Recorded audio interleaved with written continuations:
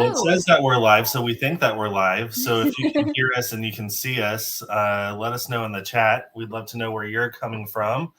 I'm Ricky Fisher, and I am not Tom. He went over to the Zoho side of things, where I was hosting this morning, to provide a host over there.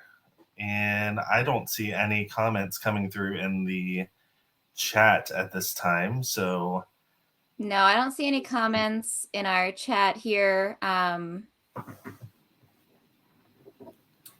do see people joining the AHA Slides. 5 people joined that, so okay. maybe, but I don't know if that's in the. I also don't know if that link's in the. Oh, I see Rick Jacobs said comment. Oh, and Lauren said Cool. okay. So So make sure we're all right, maybe we've got a little delay, or maybe I don't know. I don't know what happened, but here we are. Everyone hears and sees us, so it has been confirmed. All right, great. Well, welcome and welcome back to iDTX. I will be acting as both host and co-speaker this session, so forgive me if I get a little lost in double dutying it. But I am here with my co-speaker, Alison, and we are going to speak on making the most out of your L&D community. To introduce us, both of us came to L&D or to instructional design with a teaching background, and we met through Teaching a Path to Learning and Development, where both of us were pretty involved, and Alison still continues to be pretty involved there. And we know each other because we're coworkers. So, well, we knew each other from that, and then we became coworkers, I should say. So both of us work as learning experience designers at Landmark Health, where we're currently employed, and we're just excited to be here with you. If you want to drop in the chat where you're joining us from, we'd love to get to know you a little better, and just to let you know, we love interaction. So give us those responses. Feel free to pop things in the chat as we go along. I'm here to learn just as much as we are here to present. I love learning about topics from you all as well. So with that, I'm going to turn things over to Alison to get us started. Hey, so I have the AHA Slides posted here, and then Tom also posted it for us a little bit further back in the chat. There's a couple of places where there's some word clouds and interactions if you want to join there.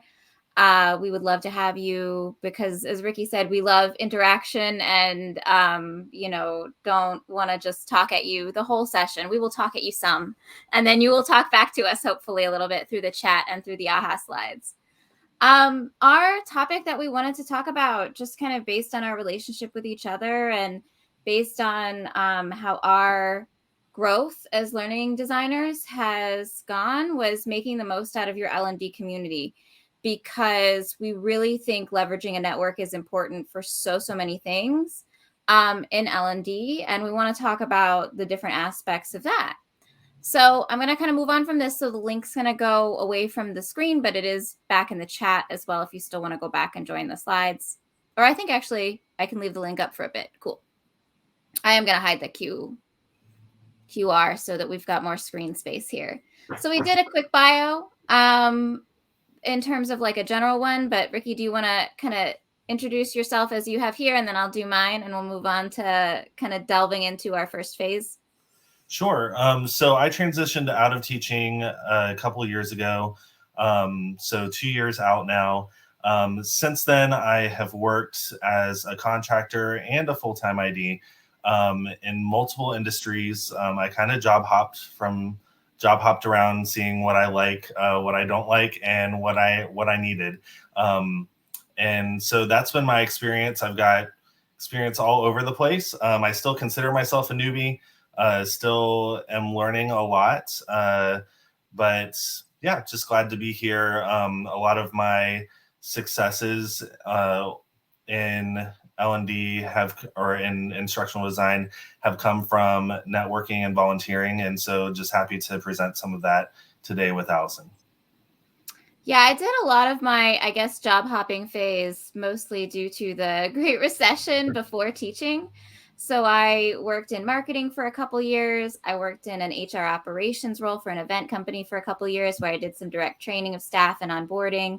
And then I went and was an educator for about a decade before becoming a learning experience designer in healthcare for Landmark, and also doing some e-learning development and some other work in that process of getting a job on the side. And I think that is kind of like where our paths met. Like we met doing different things and kind of bonding over the different like experiences we had. And that's, I think, another thing that comes from networking that we really appreciate. My slides is glitching out just a tiny bit. There we go. Sure. Well, while you're taking a second, by the way. While you're taking a second to move forward, just switching back to my host hat, just want to let you know that we can't see the QA. So if you post anything in there, we can't currently see that. So it's best if you post your questions directly in the chat. Not thinking anyone has questions yet, but if you do have questions, please post those in the chat so that we can see them. Yeah, we can't see the functions like that because we don't have we're hostless. We're hosting ourselves because Ricky is trained as a host. So he's serving that function here. But we do have the AHA slides. So why should you network and build a community? You can also kind of put your responses here in our word cloud. And before we kind of dive into how and what and why, or what and where and who to build this network with, let's talk about the why. What is the purpose of a community? Did you say something, Ricky? I'm sorry. Well, I was just saying we already see some answers coming in. Good. Oh, yeah. Opportunities, support, learning, advice, and guidance. And if you duplicate one of these answers, it'll just get bigger on here. So don't worry if it's picking out some of the keywords. So don't worry if you don't see yours pop up if it's a duplicate of another. Yeah, I love word clouds for that reason. It's like immediate data analysis visualization. I mean, very low key one, but my data analysis side just loves the word clouds and how that happens. Support is kind of the largest one here we can see. And I think this ties in a lot with what we were going to say. One of the things we wanted to kind of make sure we did in the framing of this is we're not going to talk a lot about like how you network to find a job necessarily, because this is more about like building and sustaining a community. So I don't have any quick tips on like, you know, if somebody's joined here hoping for a template to send to 6 recruiters to get back, or, you know, I think I'm pretty terrible at that. I don't know if Ricky's better at that, but we're really about like authenticity in the kind of networking and community building process, and showing maybe a framework for that works for introverts, that works for people who maybe aren't the traditional schmoozers, because a lot of people we know in L&D aren't. That's the part that they're not as fond of. Ooh, some new stuff. So connection, partnerships, friendships, idea sharing, mentorship, and feedback. So yeah, I think this really aligns, like what we're going to share here today really aligns with the why that a lot of folks here have for it, which aligns with our whys as well. Yeah, and I really like that we're moving beyond just gaining opportunities. I do think that that is a big part of why to network at the beginning stages of maybe finding a job or transitioning into L&D. But we do really want to highlight that it does go beyond that. And I think you all get that based on your answers here. All right, so Ricky's going to take it away for phase 1, building your network. Yeah, so we're just going to go over some quick tips on who to build or who to contact to build your network, how to build your network, and some nots, what not to do. So we're going to do the who, the how, and the not. I'm ready. Sorry, I don't have control of the slides, so here we go. There's just like a slight delay, so it'll be probably like a second after I hear you finish. Sorry. No worries at all. So who should I connect with? So I like to think of this like journey of networking, or journey. Yeah, we'll call it a journey of networking, kind of like a road trip. Like I think about who I would invite on a road trip with me. And so if I survey like all my friends, I'm going someplace new. and I survey all my friends, and I'm thinking about who do I want to take with me. Well, there's probably going to be a good mixture of experiences that I want in the car with me on this road trip, right? So I've kind of broken down who to connect with based on this idea of a road trip, or idea of like a hero's journey, with you, of course, being the hero, right? So the first category of people I have on here is travel companions, people who are on the same path as you. These are people to celebrate wins with, people to that you can commiserate with, right? People that you can vent to, people who are experiencing the same joys and frustrations as you. It's important to have that group of people that are going through the same experiences as you. And it's when, and we will highlight a group of people who have already been through those experiences. But the thing is, like, over time, those experiences become different. Looking for a job in L&D right now is different than it was 2 years ago when I did it. And so, like, for someone to connect with me, expecting me to know their experience of transitioning into, I mean, I have some background knowledge to lean on, right? But there's going to be some slight differences between 2 years ago and now, even though that seems like a short amount of time. Experience enhancers. These are people that might be in related fields or disciplines. Maybe people who don't have the same exact focus as you. But I'm thinking, like, if I'm an instructional designer, I might want to connect with people who are in graphic design or video production. I might connect with people who are in UI or UX design, people that I can glean from in order to enhance my experience or enhance my job or my skill set. People that are in product management, or I don't know. I know you put a lot of ideas out there too, Allison. Who did I miss? Like user experience research, and like there's like little niches that I sometimes dive into, like data analytics, but it kind of depends on what you want to do, right? Like if you want to be an e-learning developer and that's your big focus, then you probably don't, care as much about data analytics as somebody who wants to be more on the front end or like full end to end. So I think just diving into people who are experts or who are doing interesting things. Like lately, obviously, people are doing interesting things with Chat GPT, and some of them are programmers, or like I joined a group where they were like using it to refine their JavaScript. Like, so even though I don't code in JavaScript, it's really interesting to see things like that. And I met some people through that. So I think just like in our community, especially, we're always learning stuff, and there's always these adjacent experiences. Well, in our jobs, we have to be kind of a jack of all trades, right? And so it's important to kind of key into those experts that can really lend their expertise to your own craft. And Matt has called out some good ones here. Yeah. He spoke on some video production for an instructional design, and yeah, calling out that he follows animators and motion designers on Instagram. I just like looking at some of their stuff even. So I think that's where like I kind of came up with this title of enhancers, because they really enhance my experience of LinkedIn. Just being able to see, oh, that's like, I love the way they represented that, or I love the way that they made that graphic or whatnot. Then and next, oh, industry stuff too. I was going to say for that too, depending on whatever industry you're in. Like I follow healthcare stuff because we're in healthcare. Yeah, exactly. And then you got like the sages and the guides. So the sages would be the people who have been there before you.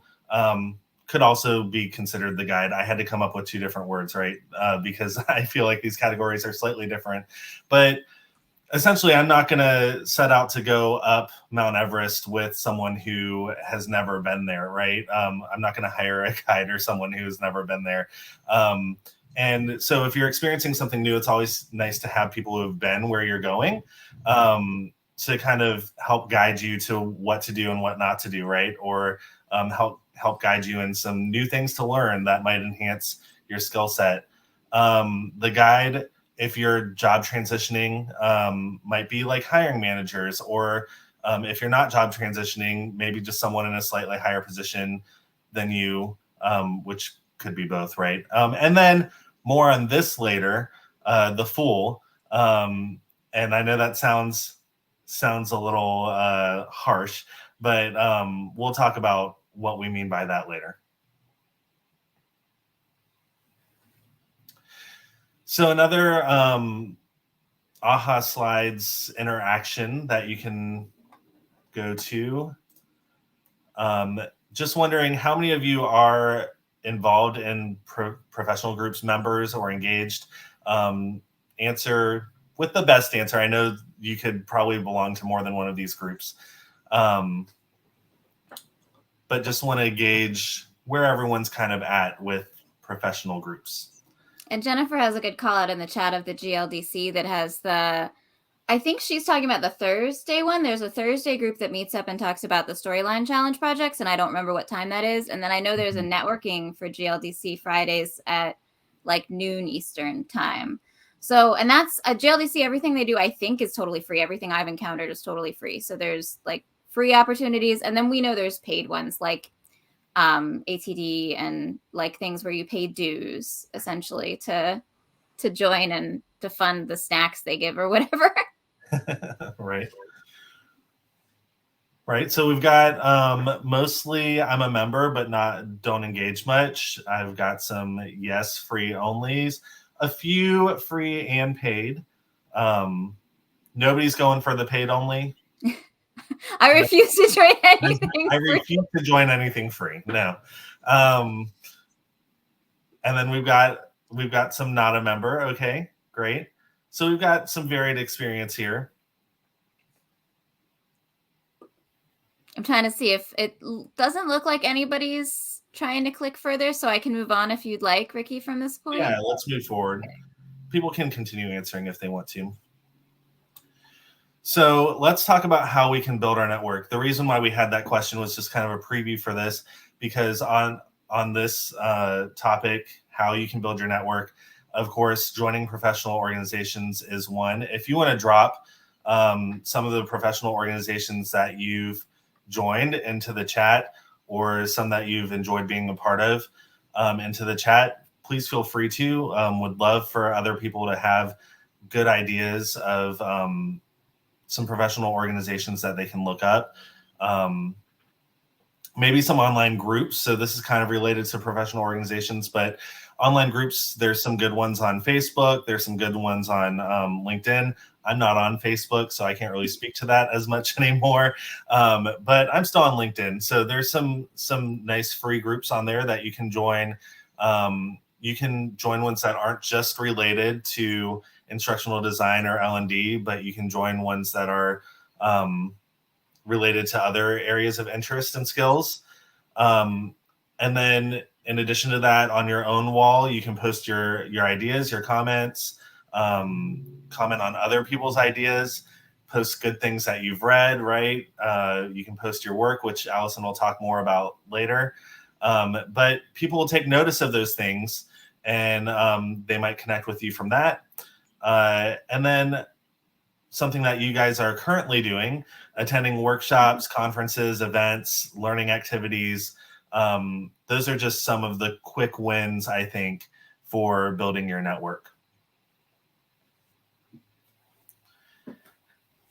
And then more of the how, specifically talking about feeling authentic in networking. I think a lot of times, especially if you're an introvert, which innately I am an introvert. I know Ali, that she identifies as an introvert as well.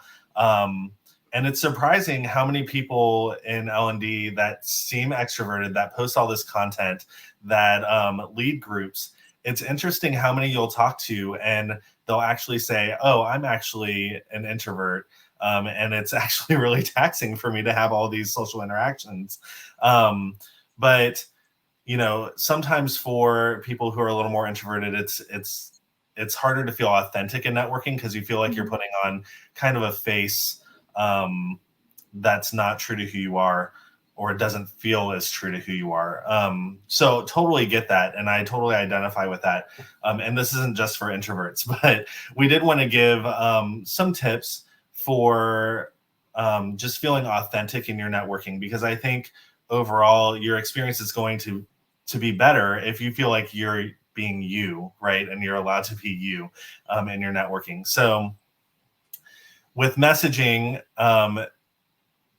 do your research before reaching out. That's our first tip. Can't tell you how many messages I've gotten that seem like templates that someone has just like copied and pasted and replaced my name, or sometimes forgotten to replace my name. And so, that's not a great first impression for building a real relationship there, or networking. Do some research before reaching out. Maybe include some things that stood out in that person's profile. I love questions that are aimed at something specific from my portfolio or from my profile, instead of just those general things. Some of the questions that I kind of cringe at are like, how do I get, or what is instructional design? I get that question every now and then, right? And I'm like, okay, I mean, maybe it's not a bad thing to ask people their experiences and those general questions, but lead with something a little more personal, maybe not something that you would just type into Google and get the same answer, right? Don't copy and paste a blanket message. I kind of already went over that. Respect people's boundary and time. And this goes both ways. Yes, you want to respect other people's boundaries and time, because you don't know what's going on the other side of that screen. Don't take them not responding right away as an insult or a rejection, because there's a lot happening. There could be a lot happening in that person's life, right? But then also respect your own boundaries and time. I think it's good to set boundaries on how much time you're spending on social networking. Are you spending 5 minutes a day? Do you have time to spend an hour a day on that? I don't, and that's too taxing for me, right? So, I don't think it's necessarily healthy to feel like you have to respond to every comment or every post that you see, but maybe like in 5 minutes, how many can I respond to, or how many do I come across that I want to respond to, right? And then be yourself. Set those boundaries for yourself that you're not going to step over in order to network the way that you think other people should, or other people expect you to network. Sorry, I'm thinking about how I'm going to phrase that as I'm saying it. But when you feel like you're not being yourself, other people feel that too. And so I would just, above everything else, say be yourself. If it doesn't feel authentic coming out of your fingertips on that keyboard, or coming out of your mouth in a coffee chat or something, then don't say it, or don't do it, right? And that's how I feel. Anything else that you would add to that, Allie? I think like the respect people's boundaries and time, including yourself, and that is like so important. So I just want to emphasize that, because I do think that a lot of times we put this like pressure on ourselves. Social media can cause like toxic positivity and like a sensation that everybody else is doing more, everybody else is doing better. And like that is when you maybe need that social media break, or to reframe your thinking, and that's totally okay. I think some people don't give themselves permission for that, or we can be really hard on ourselves sometimes. Right. Yeah, and I think when I was first starting on LinkedIn, like transitioning out of teaching, teachers don't use LinkedIn at all, right? And so coming out of that and going onto LinkedIn and trying to build a presence, or trying to build a network on there, you see what other people do and you feel like you have to do what they do. And I think that comparison becomes, which we'll talk about next, right? That comparison can become toxic. And so, just don't look at what everyone else is doing and think, oh, success in L&D is posting every day on LinkedIn. That's not what success in L&D looks like, right? That's just what you're seeing from other people. And so for me, I have to be very, very mindful, and I have to reflect on myself, like, and take a step back sometimes and remind myself I don't have to post every day to be a real human on LinkedIn, right? So more how avoiding pitfalls of building your network. That second one is really big to me. Avoiding comparisons.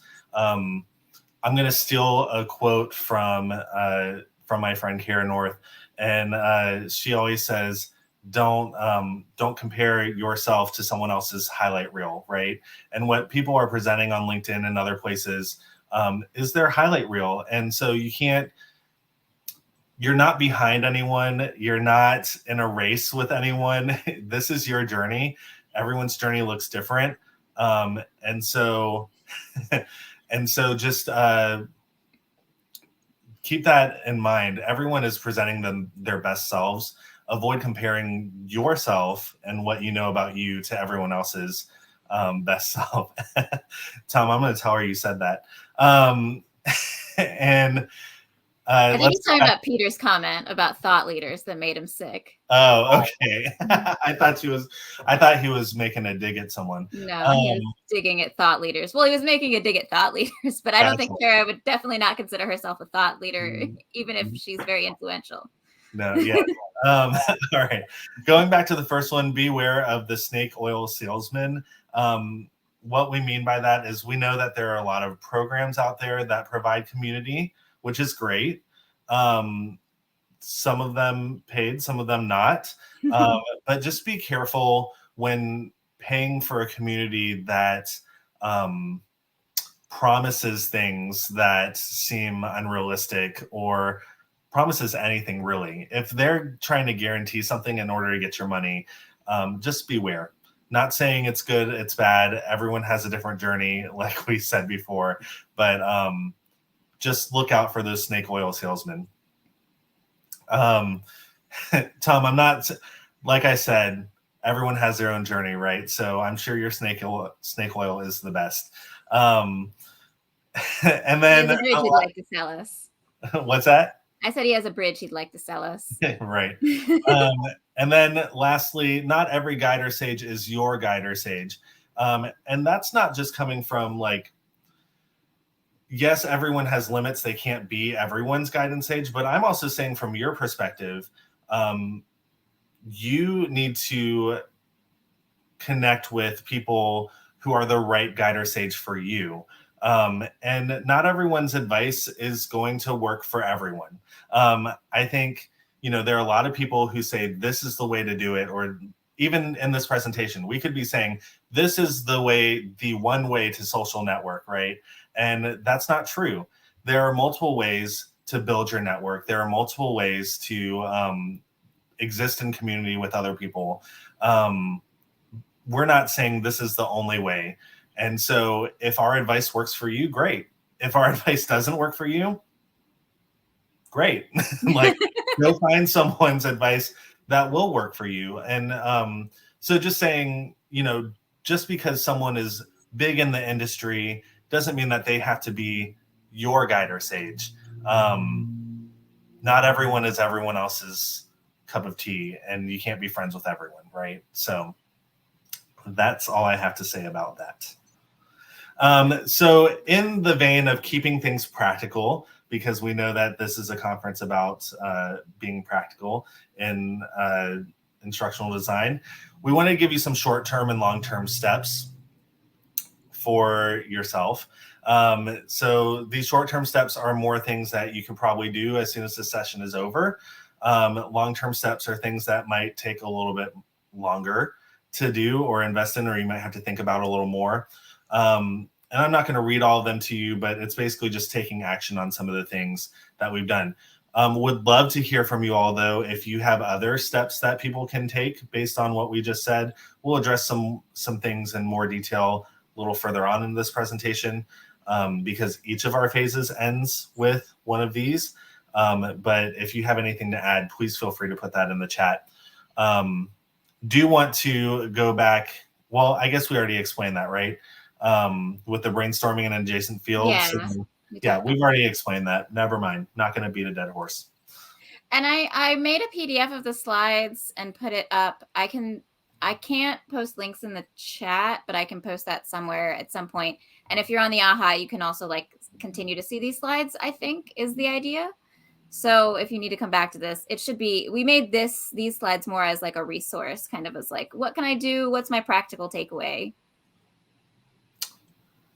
Rick, we're all looking for that elusive 6-figure job. Yeah, that 6-figure job where we like don't do anything. We Right. like 5 hours of work, 6 figures. Specifically the entry level. I didn't even work with a client. I made 7 figures. Yeah, you know. All right. So each section, we're also going to kind of just end with a quote too. These are not like quotes. These are our own quotes. We're quoting ourselves. We're great. Quoting, yeah, this was like our stories that we were sharing. Right. So, I mean, mine here is sometimes networking just feels like making new friends and strengthening bonds. It's okay if you're not friends with everyone. And that goes back to, you know, not every guide is your guide. It's fine. You're not going to be friends with everyone. That's okay. But to me, the best networking is just where I feel like I'm becoming closer to someone and being their friend. And so hopefully that's what networking feels like for you once you get involved in it, or, you know, find your stride in it. Yeah, and this is just kind of like these example slides, I think, are like kind of our advice. And again, we're not claiming to be experts on anything, so you can take our advice or leave our advice. We may not be your guide in the world, or, you know, it's not for everybody. But I think for me, when folks ask me like what I'm, you know, I struggle with networking, how can I start networking? I say, like, for me, it was just as easy as asking people like things about the ideas they shared, the content they shared, the interests they shared, what they cared about, and taking a genuine interest if I was genuinely interested. And I didn't try to network them if I wasn't genuinely interested. I didn't try to like find somebody at a company adjacent to a thing and like, you know, do like some kind of shell game with it. It was just like most of the networking I've done has just been like, I saw something cool, I saw something interesting, I had a question, somebody engaged with it and gave me a great answer. And that builds those genuine, authentic connections that feel, if I'm an introvert as well, like Ricky was saying, and it feels really draining when you're like trying to network, but it doesn't feel draining when you like are expressing that genuine interest. At least for me, that is more, you know, nourishing than draining, I think. All right. And so, sorry, I don't know if you want me to introduce you, like you did. Yeah. So just like Allison did for me, Allison is going to present for phase 2, which is utilizing your community. That's all I have to say about that. Yeah, speaking of nourishing, this phase is really, the next 2 phases are kind of shorter than the first phase, like I would say combined. But this is just like, okay, I have a network, or I'm not really interested in building my network further. What else do I need to do? Because it's not just like I built a network and then it's there. How do I use this community? How do I learn from this community? How do I nourish this community? And I really do think like nourishing is a good word. Like you want to, that's how we build these authentic relationships. And networks aren't just for the job search. Like there's so many reasons and so many benefits of networking we saw up front that have nothing to do with looking for a new job. They have to do with building our skills and finding like-minded people and, you know, finding that support and that mentorship, or that commiseration and celebration with other people who are our peers, or that ability to give back, which comes more into phase 3. But it's also important to nurture your relationships once you form them, and to keep touch with people, to kind of, we asked about how many people were in groups, and there was that large portion of people, and I think we all fall into this somewhere with some of our groups that we join, free or paid, where it's like, well, I am a member, but I don't really do much. And sometimes it's because those opportunities aren't there, or they don't work for us. But sometimes it's just a matter of like remembering that it's not a vending machine, it's a gym membership. Like we have to go and we have to participate if we want to get anything out of it, or we have to decide that that's not worth it for us. If that's where we're drawing that boundary, that's not where we are going to be served. But whatever we want to get out of our networks, we have to kind of nourish and look for those specific things and maintain and build those relationships continuously, not just once. So this is just kind of in general, what is the best way in your experience? So we've shared some of our experiences. What's the best way in your experience to engage with and utilize your community? And I'll give a little bit of wait time here while some folks give some answers in. And then I think you can vote on other people's answers in this one, but this is an AHA Slides, to be honest. I have not used this function as much. So this is a learning experience for us all. Thanks, Megan. Yeah, I think that analogy is important for a lot of things in life. A lot of times we, like, especially if we pay money for something, like I paid $65 for this membership, then it's like, but I'm not getting anything out of it. Okay, but have I gone? Like, have I done anything? And if I am, maybe if I'm not going to, maybe I shouldn't pay $65, but it's also, that's a little bit on me. Start conversations and debates, be open and authentic, ask for feedback, put yourself out there, share things that you're working on, process, which kind of goes with that ask for feedback. I think this kind of echoes a lot of the things that we brainstormed and thought as well. So it's good to see there's some consensus and some ideas similar to what we had. And sometimes these things are scary. Like one of the things we talked about, and that's on the next slide, is talking about working out loud and asking for feedback. And that can be really intimidating to do, I think, but it is really helpful. And it really like helps build your skills and knowledge so much faster, because you can practice and get better in a vacuum, but until somebody else is seeing it and giving you that feedback, you don't know what you don't know. So you don't have that perspective. And I've definitely had those experiences. Like it is so much easier to get better at something when other people are looking at it and picking it apart or saying what is good and what is working. And it's not just me and my own feedback loop. Ricky, what do you think about some of these answers we're getting here? I think these are great. I think they're already giving our chat for us, so they're pretty much covering phase 2 for us. But yeah, I think they're great. I think my favorite posts to interact with and to learn from are ones where people are just presenting their quick tips or their process of how they made something. I love to see how people use PowerPoint to make icons and things like that. I love learning from those things and including them in my own work. So.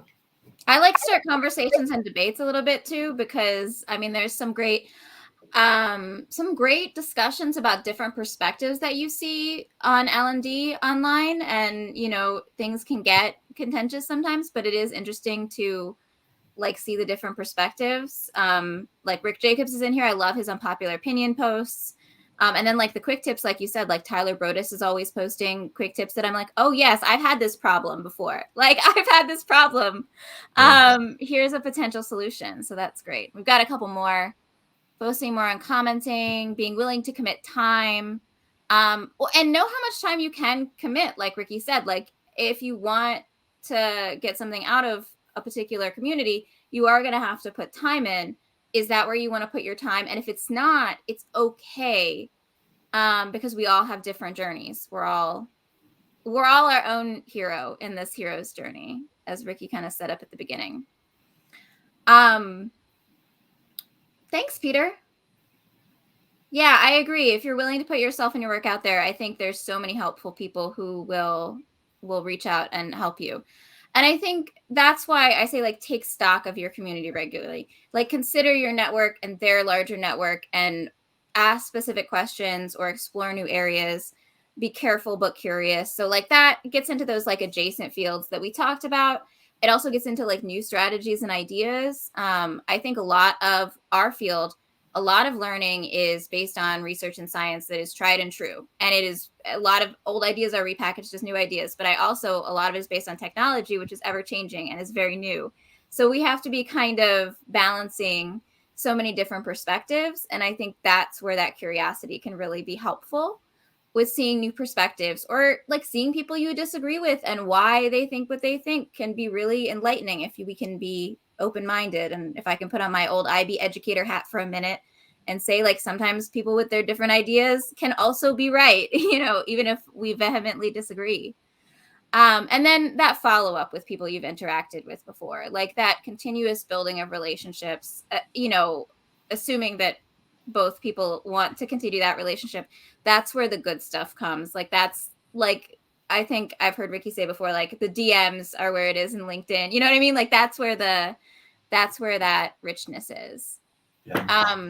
On that note, like, when asking for people's advice and stuff, if they give you advice, a simple like going back and saying thank you will suffice. Like, don't leave people hanging. Let them know that you've heard them, that you're taking their advice in. But my favorite messages are people just coming back to say, hey, I like, this is where I'm at, just updating me, or even just saying, hey, like I finally got that job, or whatnot.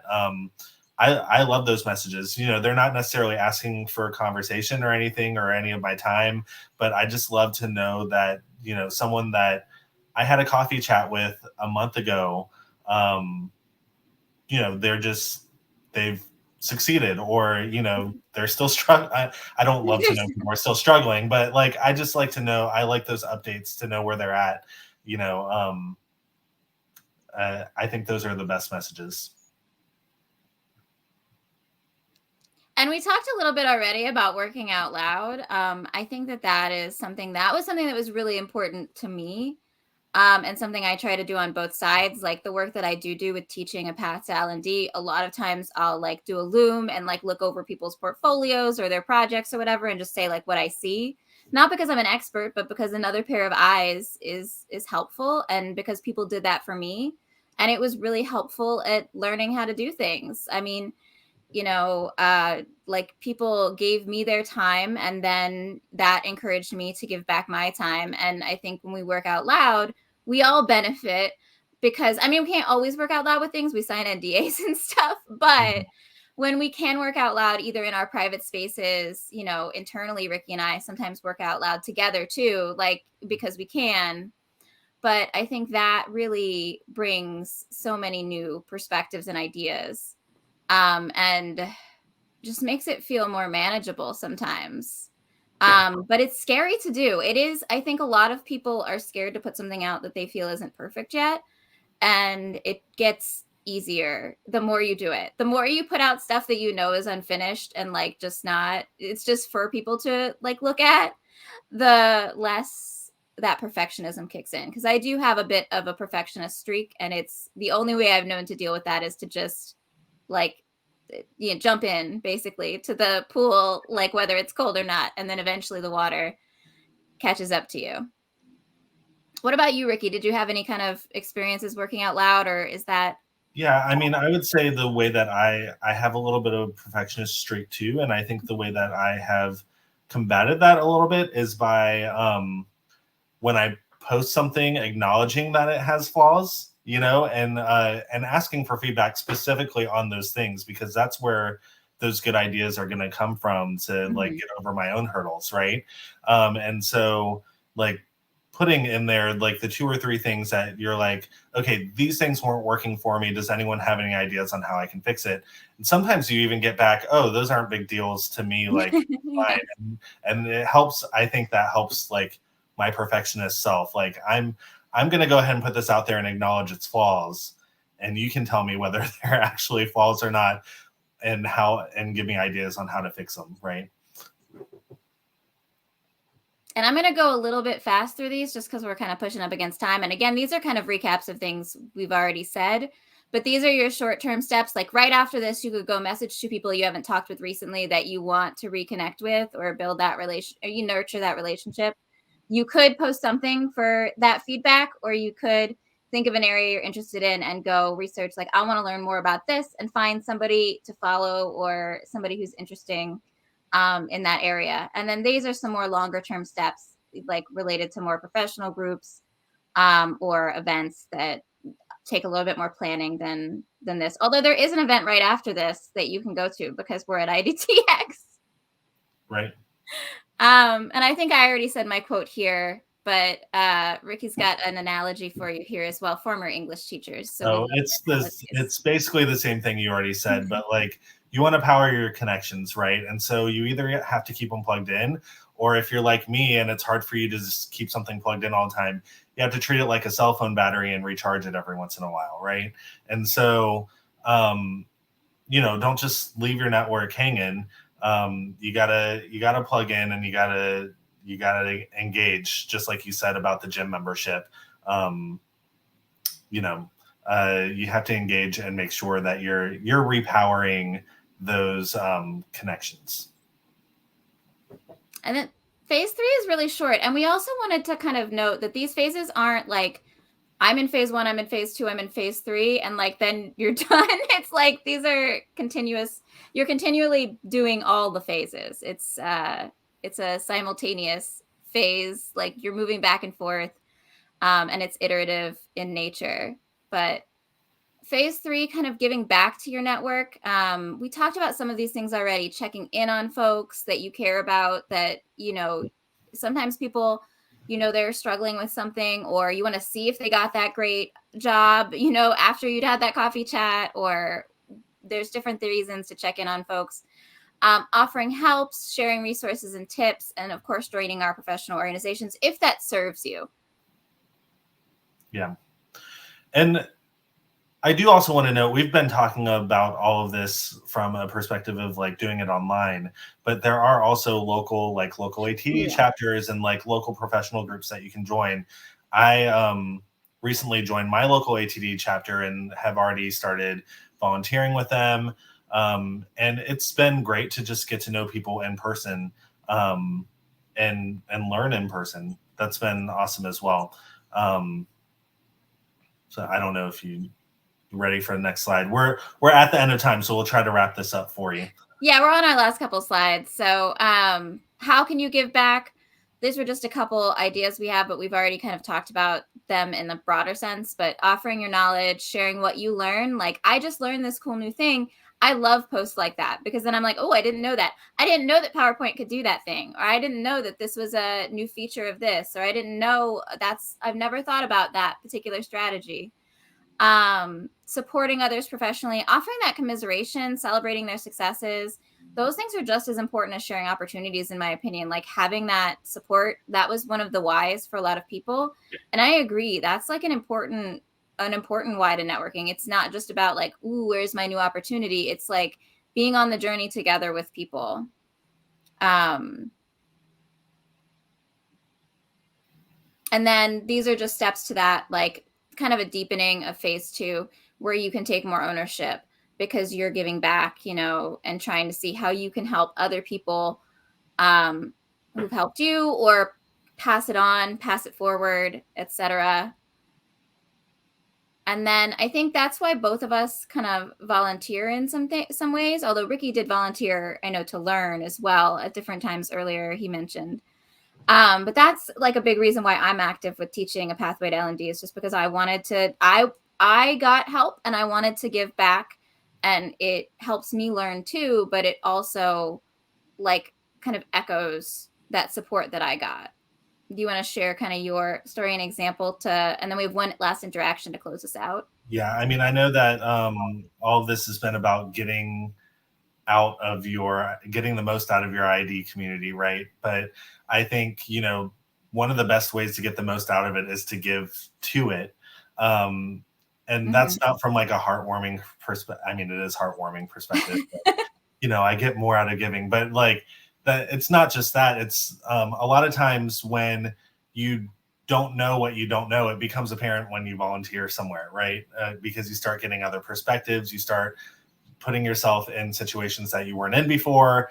And so volunteering has always helped open my eyes to areas that I might have had blind spots in, or open me to opportunities that maybe I'm not going to get out of work necessarily. Right. And so, so I think volunteering is, even though you're giving back, it's a great way to get more out of your L&D community. Yeah, and from a philosophical standpoint, it's like enlightened self-interest, right? Which is practical. We're at iDTX, talking about practicality. There is that enlightened self-interest. We are, altruistic and feel good and heartwarming, like you said, but it's also we're helping ourselves and helping others. And that's what a community is, right? It's people helping each other and building themselves. So our kind of last interaction is, and what's your takeaway? What's your next step in building your community? Like, what's one thing you're going to do to either build or strengthen and utilize or give back to your community in the next kind of short-term or long-term plan that you have? Yeah, and while you're typing that in, I know we're already over time, so we'll start closing this out. But while you're typing that in, I know to reach either Ali or I, we're both active on LinkedIn, so that's probably the best place. I don't know, Ali, if there's a different way you want them reaching out to you. And then also, I know, I believe both of us are planning on making ourselves available in the speaker area. So if you go back out to hop in, there is a sessions tab, and under that sessions tab, there is a room to meet the speakers. We'll be in there for a few minutes if you want to chat or have questions, but we're just there to hang out and talk to whoever still wants to continue the conversation. So yeah, feel free to continue putting your next steps in there. Thank you for popping in. Ali, any last words from you? Just thank you for joining us. And yeah, we will be in that section. I will also put, if I can post in the chat there, I'll put the PDF of the slides there. And I'll probably post the PDF of the slides on my LinkedIn if you want to find it. I did not send it to Tom in time for the deadline. So they're not posted on iDTX, but we do have them and are happy to share them with folks if they want them. Shocked and appalled. Thank you both so much. This was really, really, really great session. And thank you everyone in the chat as well for being so active. Go all of you at the end of the day, at least in the UK. As I say that, I realise for a lot of you, it's probably like the middle of the day and you're like, yeah, whatever. Fantastic. Well, yeah, our last session of the day then is our keynote with Rick Jacobs in the next session here on the main stage, actually. So please do come back and join us for that. But in the meantime, take these two lovely people up on their offer, head over to the sessions area and grill them with the toughest questions you could possibly come up with. All right. Thank you so much. Thank you.